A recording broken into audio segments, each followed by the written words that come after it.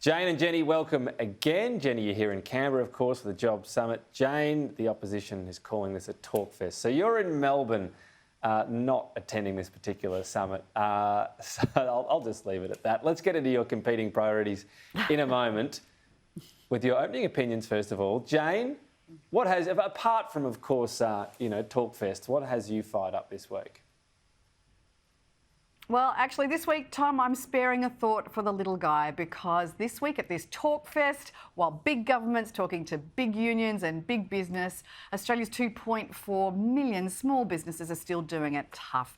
And it's not just about worker shortages. Energy prices are skyrocketing, the cost of supplies and inputs is going through the roof. And this week we'll also see repayments to loans increase as those interest rate rises begin to kick in the form of repayments. Now, I think Phil Curry, in his own special way, nailed it this week. He called the Jobs Summit a two-day episode of The Drum, that was essentially window dressing for decisions that were already made. And if Labor were serious about supporting small businesses, well, then they'd reiterate their commitment to that $275 fall in energy prices. They would have supported the Coalition's commitment to halve the pension, to double the pension work bonuses and get older Australians back into the workforce, and then be talking fiscal rectitude and responsibility so that the RBA didn't feel compelled to do all the heavy lifting to combat inflation. In this two-day work fest, you've got to spare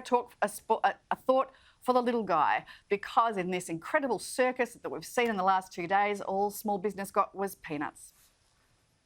Okay, well, shout out to Phil Curry, friend of the program. Jenny, that was called a work fest at the end there. I'm not sure that was a slip of the tongue, Jane. But Jenny, what's been on your mind this week?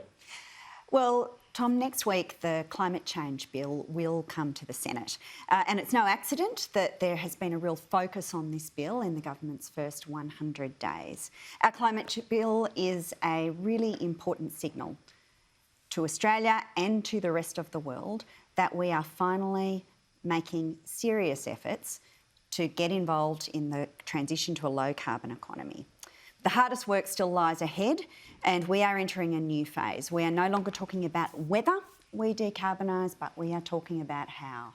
The Jobs and Skills Summit has been an important opportunity where there has been enormous excitement in the room about the opportunities that this presents for business, for workers and for communities. We know that there is a real prize ahead of us if we can grasp it.